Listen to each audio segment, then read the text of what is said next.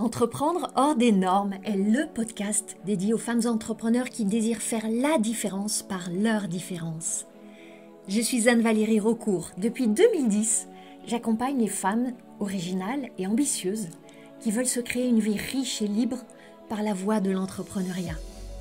Si tu désires casser les codes, créer ta propre recette du succès et développer un business florissant au service de ta vie et de la vie, tu es ici chez toi. Dans le podcast Entreprendre hors des normes, je te dévoile, avec authenticité, profondeur et humour, des stratégies audacieuses, des approches mindset décalées et parfois même une vision perchée pour que ton business soit ton espace d'expansion.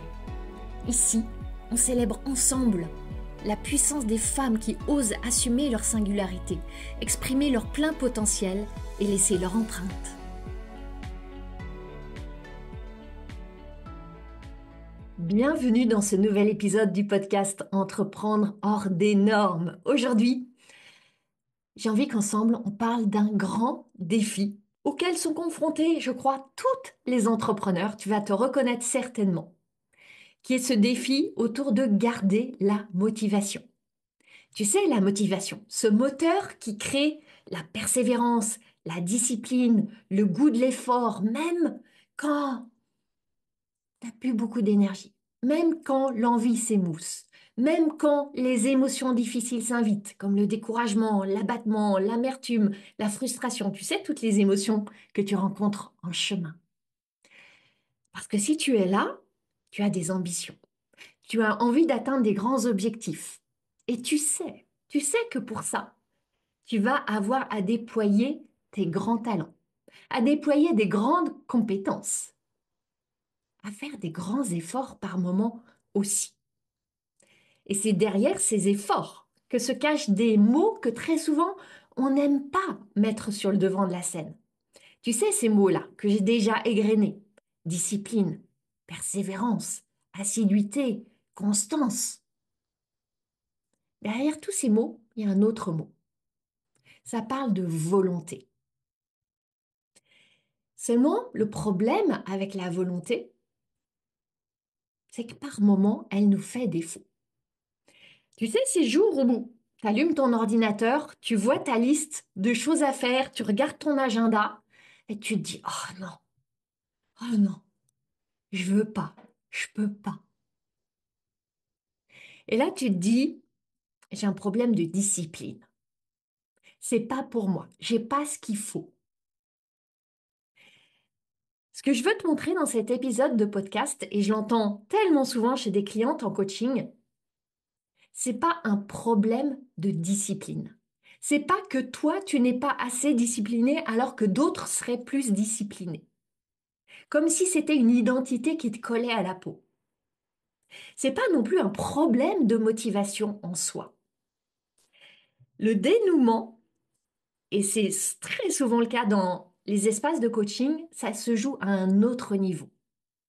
C'est ce qu'on va aborder dans cet épisode. Je veux que tu puisses repartir avec des clés extrêmement concrètes pour raviver ta flamme, même quand elle vacille franchement. En préparant cet épisode, il y a une expression qui m'est venue. Tu sais, cette expression qui dit: quand on veut, on peut. Je l'ai beaucoup entendue quand j'étais petite. Je l'ai faite mienne. Et cette expression, elle te sert.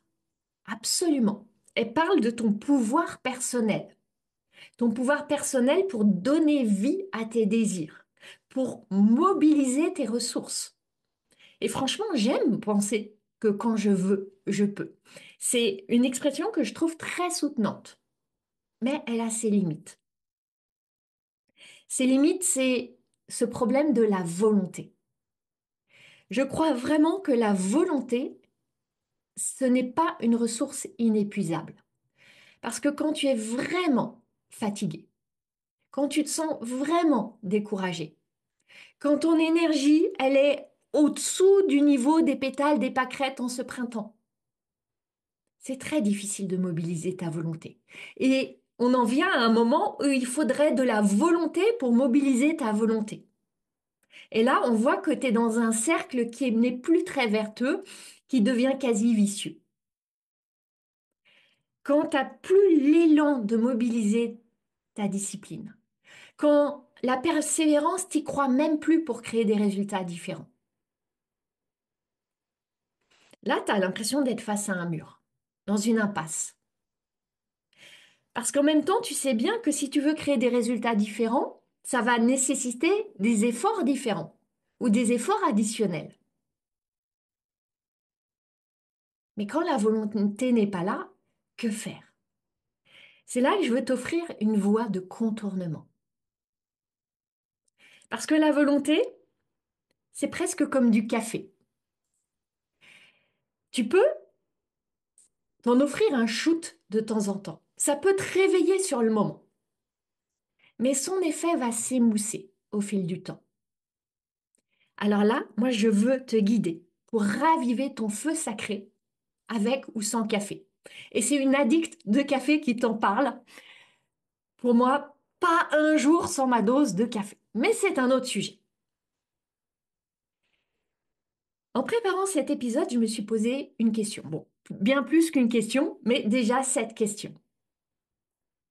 Pourquoi est-ce que quand tu es entrepreneur, tu veux avoir de la volonté? Pourquoi est-ce que tu veux t'appuyer sur cette force de la volonté? On est d'accord? La volonté, elle va nourrir d'autres qualités que tu sais être nécessaires sur ton chemin. Je les ai évoquées. La persévérance, la discipline, l'assiduité, la régularité. Et assurément, par exemple, j'écris 5 à 6 posts par semaine, voire 7 quand je suis en phase de lancement, voire plus même. J'envoie au minimum un, voire 2 mails par semaine à ma liste, en phase standard, même pas en période de lancement. J'offre un épisode de podcast chaque semaine, sans jamais déroger à cette règle. Pour tout cela et pour tout le reste, j'ai absolument besoin d'une forme de discipline. Parce que je t'assure que si j'écoutais mon cerveau et toutes les autres propositions ou invitations qu'il m'offre, il y a plein d'autres options qui seraient très naturellement activées. Plutôt que d'être derrière mon ordinateur à écrire les posts, les mails, produire le podcast, tout ça en rafale, notamment dans les moments comme ceux que je vis en ce moment, où la vie me met de sacrés défis sur mon chemin. La discipline, elle souffre de bien des mauvaises perceptions. On l'oppose à beaucoup de choses. On l'oppose par exemple à la créativité. Comme si la discipline étouffait la créativité. Comme si quand on est discipliné, organisé, structuré, on ne peut pas être créatif. Je crois au contraire, et c'est vraiment mon expérience, que la discipline est au service de la créativité. C'est un écrin qui permet la créativité. Pauvre discipline. Elle a bien mauvaise réputation, je trouve, et c'est bien injuste. Mais quand on regarde la définition, on comprend. J'adore, tu le sais, aller voir les définitions et l'étymologie des mots. Je suis allée voir la définition de la discipline. Et ça éclaire beaucoup pourquoi elle est si mal perçue. À l'origine, dans l'ancien français, la discipline, c'est une punition. Une punition destinée à faire respecter une règle. C'était même un fouet dans le sens religieux dont on se frappait par mortification pour expier des péchés. Ensuite, c'est devenu une règle de conduite commune aux membres d'un corps, d'une collectivité, qui implique l'obéissance à une règle. Et par extension, c'est une règle de conduite que l'on s'impose à soi-même. Donc tu vois, quand on regarde toutes ces définitions de la discipline, on voit qu'elle repose sur une obéissance à des règles. Qui dit obéissance dit volonté. On parle de règles. Pourquoi est-ce qu'on suit des règles? Pourquoi est-ce qu'on accepte de suivre des règles, même si ce ne sont pas nos propres règles? On a besoin d'avoir des bonnes raisons. On a besoin que ça ait du sens. On a besoin d'adhérer à ce sens. Ce qui est intéressant, c'est que quand tu es entrepreneur, tu choisis entièrement tes propres règles. Rien ne t'est imposé. Et en même temps, tu sais que si tu veux réussir, si tu veux créer des grands résultats, il y a des règles que tu vas avoir à choisir pour tracer ton sillon vers ton succès. Et cela reste des choix, des décisions à chaque instant. Pour ma part, je crois pouvoir dire que j'ai une éthique de travail très claire et assez... Le mot qui me vient, c'est ferme. Ferme dans le sens de solide, d'établi. C'est intéressant parce que, comme je l'évoquais en ce moment, la vie me chamboule, m'amène des gros challenges. Et ce que j'observe, c'est que mes réserves de volonté, qui peuvent être énormes par moment, en ce moment, elles sont quasi épuisées. J'ai essayé d'aller puiser dans mes stocks de volonté. J'en trouve plus beaucoup de la volonté. Et pourtant, regarde, je suis là. J'ai pris une pause de quelques jours et après ces quelques jours, j'ai décidé de reprendre mon rythme, de recréer mon momentum, de revenir sur les réseaux sociaux avec 6 posts cette semaine. Même si j'ai vécu des défis que j'ai dû partir de chez moi pendant 2 semaines, qu'en même temps j'ai animé la retraite du cercle hors des normes, etc., j'ai continué à créer le podcast. Comment est-ce que tout ça, c'est possible?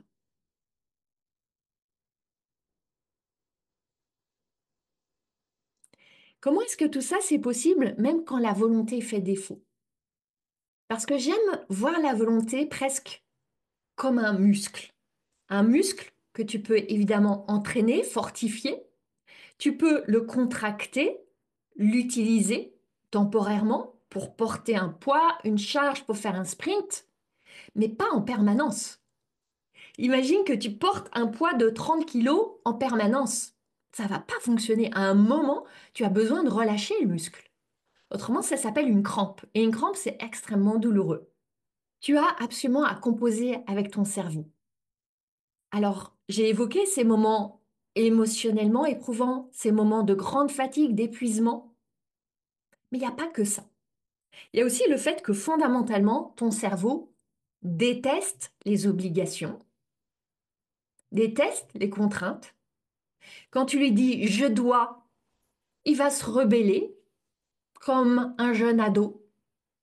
Il va justement se mettre à désirer l'opposé, la distraction, la pause, la facilité, le repos. Donc tu vois que il y a beaucoup de choses qui sont là en place pour t'empêcher de pouvoir compter à tout moment sur ta volonté. C'est là que tu te dis, je suis pas motivée, je suis plus motivée, j'ai plus la flamme, j'ai plus l'élan. Et si c'était autre chose? Et si la vraie raison, elle n'était pas là? Et s'il y avait en fait un appel que tu as simplement cessé d'écouter? Je crois que fondamentalement, je suis plutôt quelqu'un de discipliné. Et c'est intéressant quand je vois mon fils Célestin, quand il était petit, il était toujours très discipliné. À l'école, j'ai jamais eu à le suivre, être sur son dos, surveiller les devoirs. Il traçait sa route, son sillon, de manière très autodéterminée. Il se peut qu'il tienne de moi. Et en même temps, si tu me suis, je suis pas sûre que ça soit tant une question de discipline.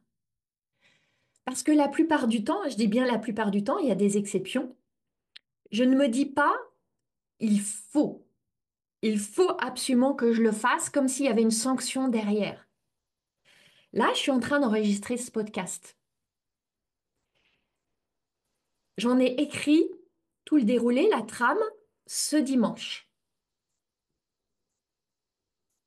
La plupart d'entre nous, le dimanche, c'est jour de repos.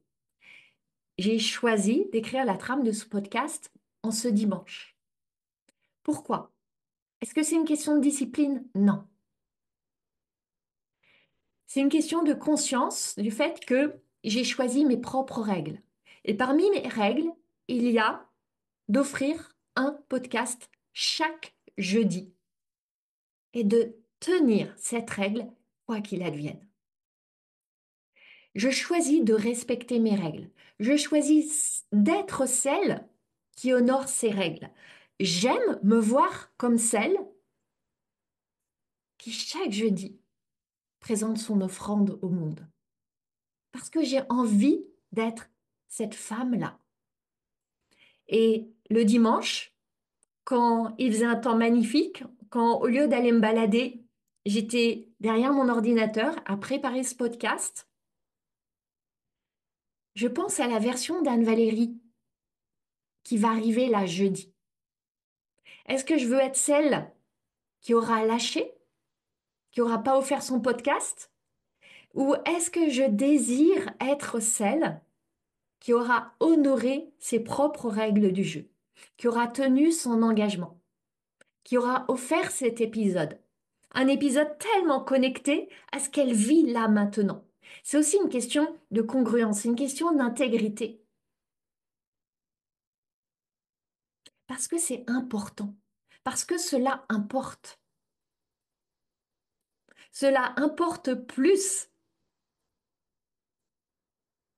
que de céder à un appel d'un plaisir immédiat.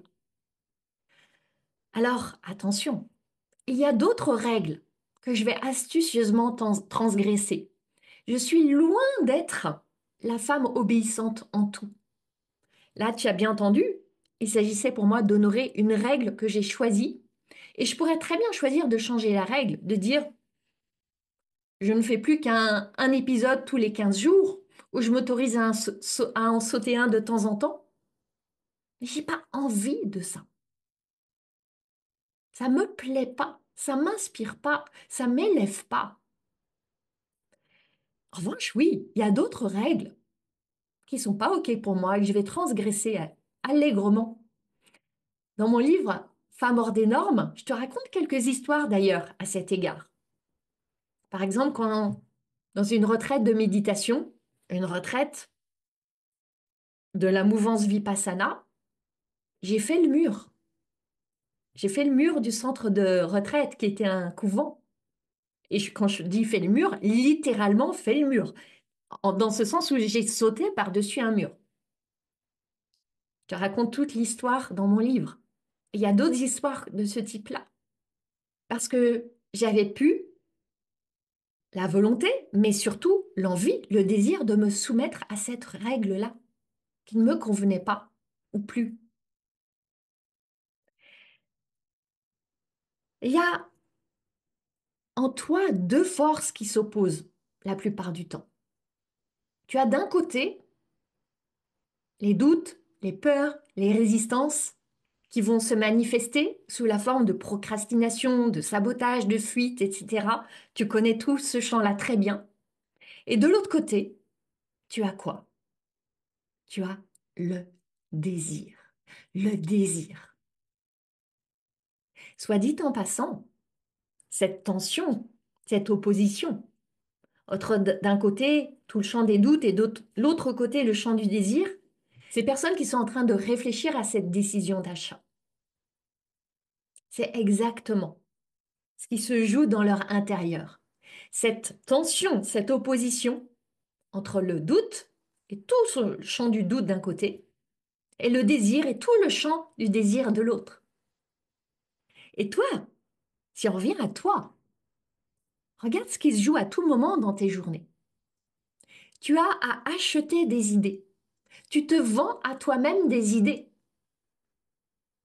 L'idée qu'il est temps d'écrire ce mail. L'idée que c'est le moment d'écrire tes 5 posts de la semaine. L'idée que tu vas décrocher ton téléphone pour relancer un prospect. L'idée que tu vas planifier avec beaucoup d'intentionnalité ton lancement. L'idée que tu vas préparer ce webinaire qui te terrifie.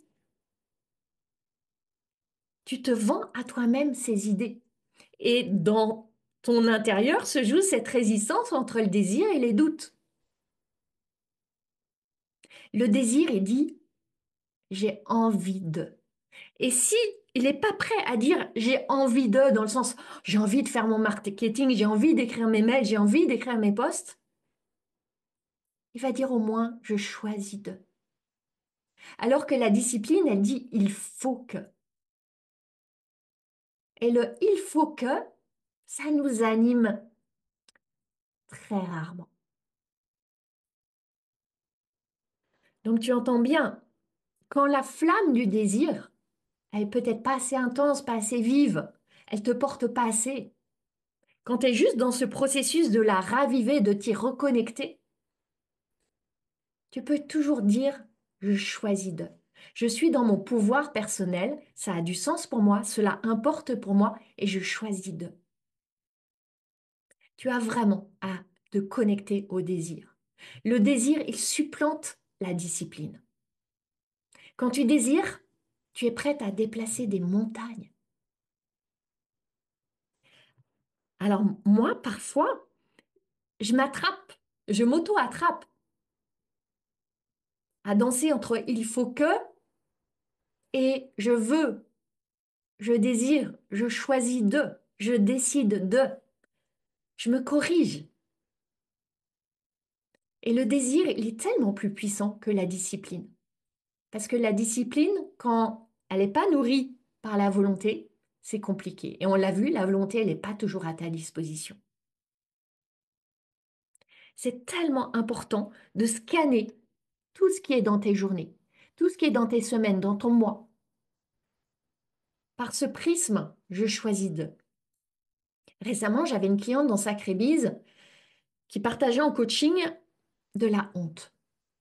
La honte d'avoir un job alimentaire qui l'occupe 80% du temps, en même temps qu'elle développe son business. Et que du coup, elle n'a pas assez de temps, elle n'a pas assez d'énergie, en tout cas dans sa perception, pour développer son business, et c'est des sacrifices, et ça se fait au détriment d'eux. On a retourné pour qu'elle passe de la honte à la fierté. Il faut un sacré courage pour choisir d'avoir un job entre guillemets alimentaire, pour pas faire porter trop de pression à ce bébé business qui a besoin d'air, d'espace, de liberté, qui a besoin d'être nourri, qui a besoin d'investissement pour grandir. C'est pas la honte, c'est la fierté. Elle est repartie avec cette fierté d'avoir fait ce choix-là, de porter ce choix-là. Et quand la fierté remplace la honte, comme par hasard, l'énergie remonte, l'envie revient, le désir aussi, le temps se trouve. Ça change tout. La volonté, c'est comme si tu ramais à contre-courant. C'est épuisant. Tu as du mal à avancer. Tu t'épuises. Et au bout d'un moment, tu vas avoir à lâcher la rame. Le désir, au contraire, c'est être dans le courant. Surfer sur le courant de la rivière. Ah oui, tu as à orienter ta barque, garder ton cap, canaliser l'énergie, mais il n'y a plus l'épuisement. C'est vraiment la différence entre la force et le flow. Pour ça, tu as vraiment à avoir de la clarté sur tes raisons. Non seulement de la clarté, mais aimer tes raisons. Pourquoi est-ce que tu fais cela? Pourquoi est-ce que tu choisis de faire cela? Là, précisément, en ce moment, je choisis d'enregistrer cet épisode du podcast, même si j'ai une journée de folie, parce que la transmission est au cœur de ma mission. Parce que c'est extrêmement stimulant pour moi de mener ces réflexions, de les partager, de t'aider, te soutenir, d'être au service. Ça, c'est maintenant.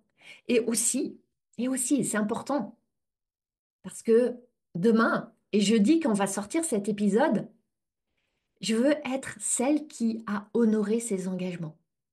Ces engagements vis-à-vis de son audience et ses engagements vis-à-vis d'elle-même et ses engagements vis-à-vis de son business et ses engagements vis-à-vis de ses clientes. Alors ça semble sans doute assez simple et on sait que c'est pas si facile. Pourquoi? Parce que nous avons à composer avec notre cerveau. Un cerveau qui nous trompe.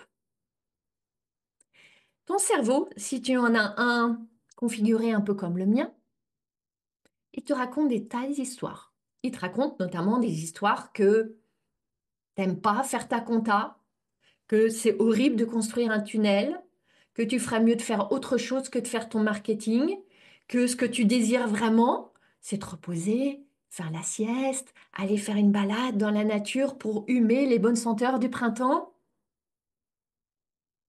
Et il va te montrer que tu as des désirs tout à fait honorables, que en plus, ça veut dire prendre soin de toi. Il est très doué, ton cerveau, pour te dire tout ce qu'il faudrait faire pour prendre soin de toi, là, dans l'immédiat. Et là, ça va être vraiment important de faire preuve d'un grand discernement entre des faux désirs et des vrais désirs.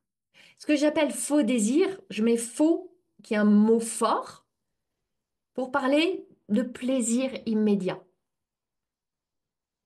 Au lieu de d'écrire ce mail, je vais aller me faire un petit café déjà.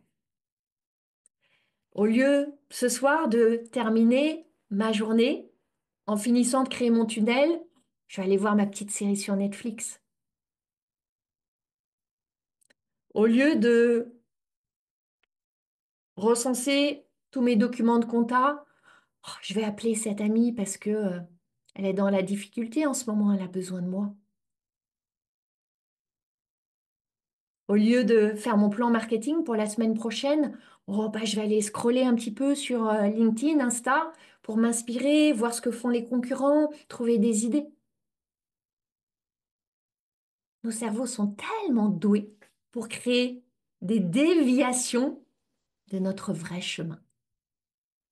Parce que à côté de ça, il y a des vrais désirs qui sont tellement plus profonds, tellement plus nourrissants, qui sont liés à ta mission, qui peut-être touchent à des verbes proches des miens, comme transmettre, comme créer, comme impacter, comme transformer, comme contribuer, comme guider, comme inspirer.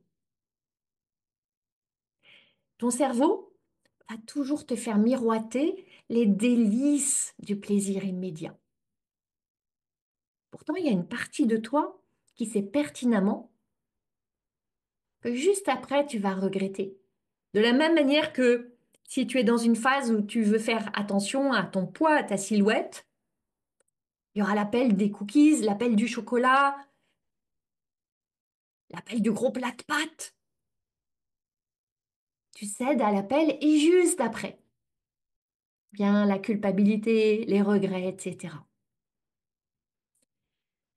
Et là, tu as vraiment à être ultra consciente que tu es dans une forme de navigation entre plusieurs versions de toi. Il y a la version de toi là, maintenant, instantanément, qui a envie de dire oui au plaisir immédiat.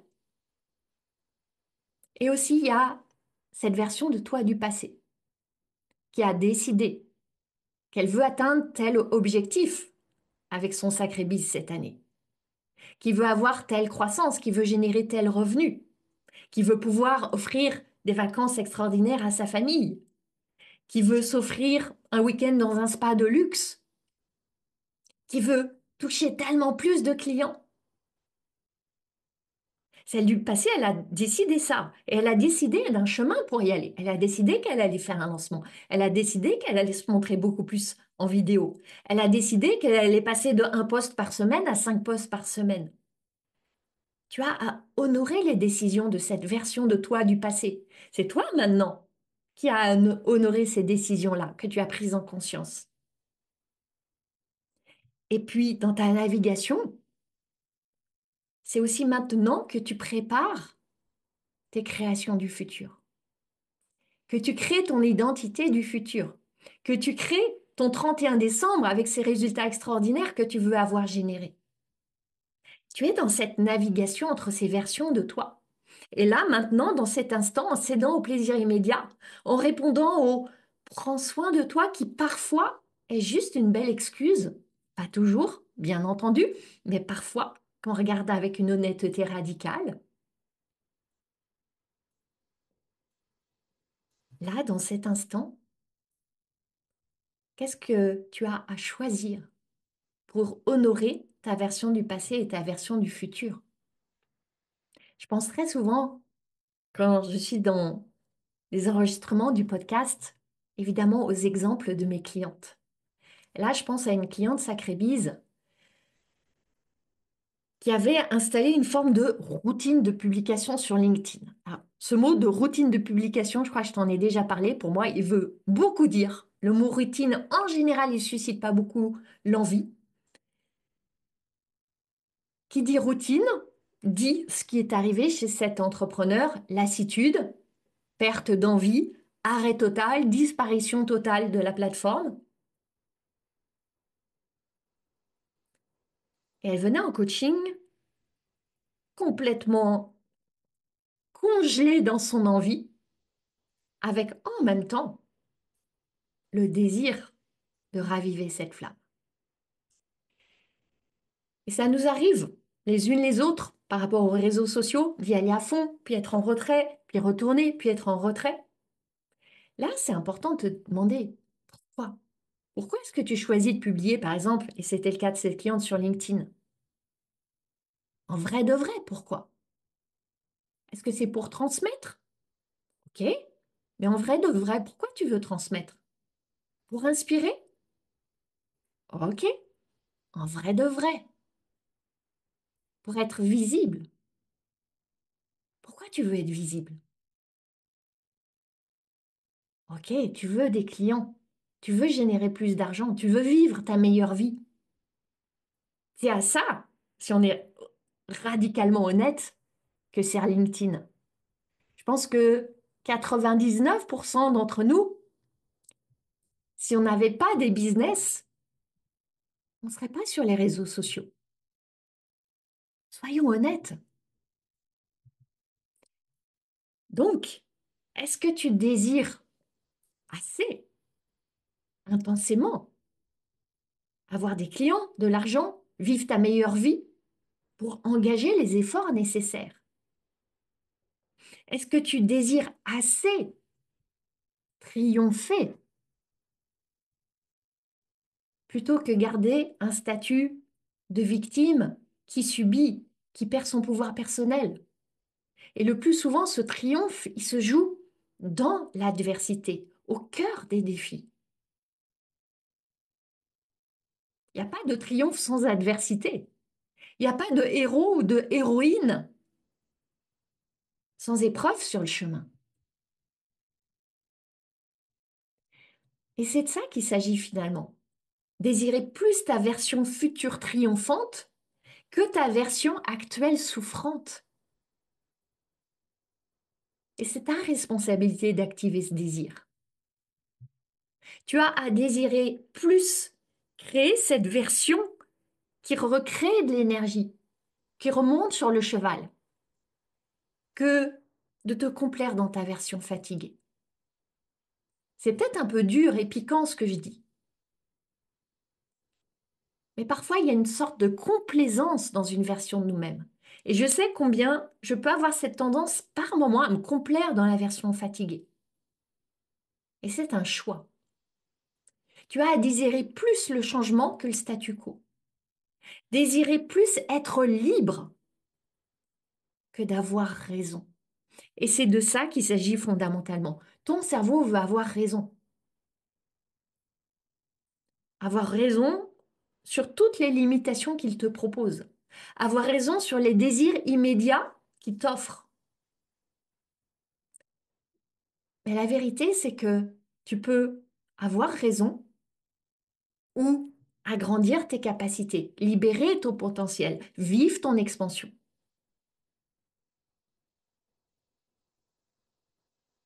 Tu peux avoir raison ou créer tes plus grands résultats.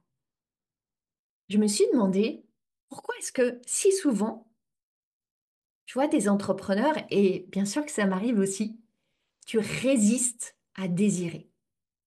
Pourquoi tu te complais dans des histoires de pauvre de moi, je suis plus motivée, j'y arriverai pas, c'est trop dur, je suis épuisée? Pourquoi? Pourquoi on choisit de croire ça alors que ça ne nous sert pas?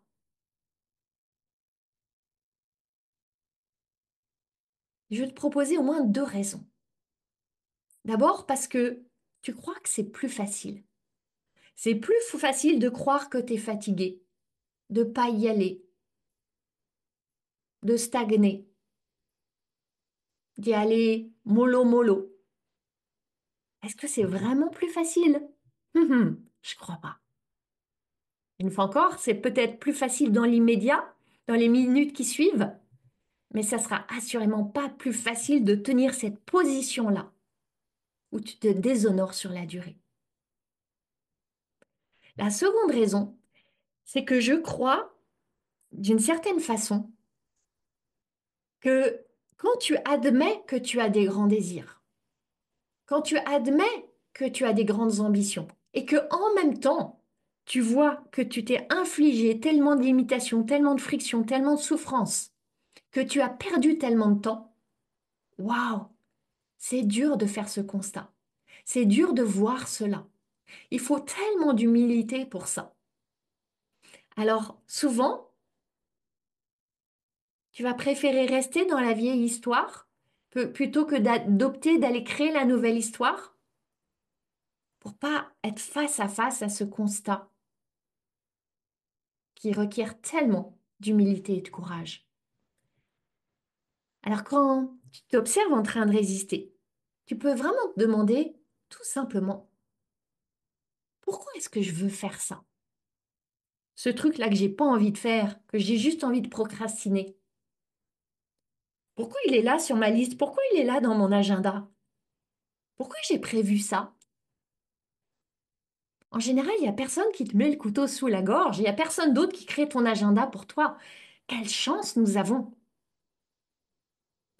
Et c'est tellement facile de dire, oh, moi j'aime pas le marketing, moi je déteste vendre. On peut presque voir ça comme des phrases d'un ado rebelle, des phrases non matures. Tu vois comme ce type de pensée ne te sert pas, mais tellement pas. Pourquoi est-ce que tu choisirais de croire que tu détestes le marketing? Ça te sert pas. Ça te pénalise, ça te pèse, ça génère que des émotions désagréables. Et il suffit d'un switch pour décider autrement. Maintenant, ta mission, ça va être vraiment, avec beaucoup d'intention et d'attention, de nourrir ce feu du désir jour après jour. Parce que le désir, c'est vraiment comme un feu. D'ailleurs, on représente souvent le désir en rouge, flamboyant. Comme un feu, si tu ne le nourris pas, il s'éteint. Il n'y a pas de mystère. C'est une loi de la nature. Et un feu, tu vas pas le rallumer avec un fouet, mais avec du bois, du souffle, une présence, une attention, de la patience parfois, un brin de stratégie. Et c'est jour après jour. Et tu sais que si tu laisses totalement le feu s'éteindre, ça va être tellement plus de travail pour le raviver que quand il y a encore des braises et que souffler dessus suffira. J'observe que c'est beaucoup plus difficile, et je le vois tellement chez les femmes que j'accompagne, c'est beaucoup plus difficile d'être en mode stop and go. Je lance quelque chose, je m'arrête. Je relance, je m'arrête. Que de maintenir l'élan, de garder le momentum. Quand tu t'arrêtes, tu te coupes de tes désirs, tu te coupes de ton énergie, tu te coupes de tes potentialités. Et relancer la machine, ça nécessite tellement plus d'efforts que de maintenir le mouvement. Et je vois ces entrepreneurs qui vont lancer une offre, il n'y a pas les résultats attendus, elles vont disparaître des réseaux sociaux sous le couvert de j'ai besoin de prendre soin de moi. de réfléchir à tout ça, de créer une nouvelle offre, de tout revoir ma stratégie. Elles disparaissent pendant des semaines et c'est tellement difficile alors de revenir sur la scène. Il faut beaucoup plus d'énergie pour relancer la machine que pour simplement entretenir jour après jour un mouvement.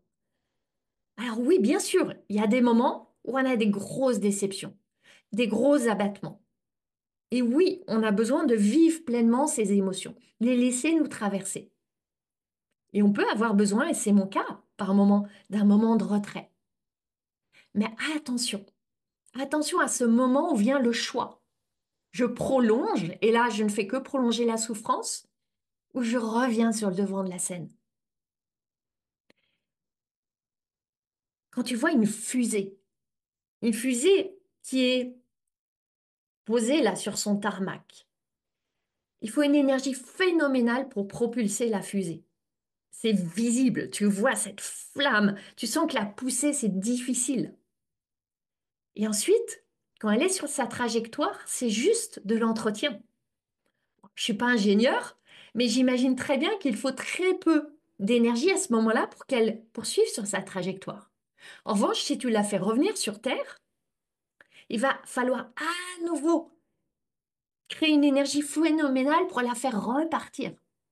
Nous sommes exactement comme ces fusées. Et pour terminer, je veux t'inviter aussi à revenir à la gratitude. La gratitude pour ce chemin que tu choisis jour après jour, tout ce qu'il te permet, tous ces luxes qui sont là dans ta vie grâce à ce chemin d'entrepreneur que tu choisis. Tu as tellement plus d'espace de liberté, de maîtrise de ton temps, de décision, de disponibilité pour ta famille, de possibilité d'organiser tes vacances, tes week-ends comme tu veux, de t'entourer de qui tu veux. T'as pas à subir les collaborateurs ronchons, les collègues hargneux. Non, est-ce que c'est pas extraordinaire? Et je trouve qu'il y a quelque part un sens de justice à nourrir cela en retour par mon engagement. Mon engagement à être présente, à créer le courant, créer le momentum, résister par un non ferme à toutes ces propositions de mon cerveau, de ton cerveau, qui t'offre toute la palette des plaisirs immédiats. Et là, tu as vraiment à emmener ton cerveau juste un petit peu plus loin, juste ce soir, au moment où tu vas te coucher, avec lui, avec ce corps. Qu'est-ce que tu seras le plus fier d'avoir accompli, d'avoir réalisé? À quoi tu seras le plus fier d'avoir dit oui ou non? Qui désires-tu être? Pas dans 10 ans, juste ce soir. Tu vois, t'as pas vraiment besoin de plus de volonté. Tu as besoin de plus de désir. Et c'est ta responsabilité d'activer, de réactiver, de nourrir ce désir. Si tu veux apprendre à activer ça, à souffler sur ce désir, tout en consolidant les fondations de ton business, en apprenant à faire un marketing indiscipliné, à vendre avec grâce, là où tu es à ta place. Viens découvrir mon accompagnement Sacré Bise. C'est vraiment ton écrin d'expansion pour vivre tout cela et tellement plus encore et aller créer tes plus grands résultats. Tu peux en ce moment t'inscrire sur la liste d'attente de Sacré Bise pour être informé en avant-première de la prochaine ouverture des portes. On peut se retrouver aussi sur les réseaux sociaux. J'y suis présente, tu l'as compris, quasiment tous les jours, sans volonté, avec désir. Je te souhaite une magnifique fin de semaine et on se retrouve la semaine prochaine, assurément. Ma mission, c'est d'aider les femmes comme toi à se lâcher la bride pour lâcher les fauves. Si tu aimes ce podcast, tu vas adorer la formation que je t'offre. C'est le condensé de mon approche anticonformiste du business pour t'aider à accueillir tes prochains clients joyeusement. Reçois cette formation gratuitement en cliquant sur le lien dans les notes du podcast. Je jubile déjà en pensant à tout ce que tu vas réaliser.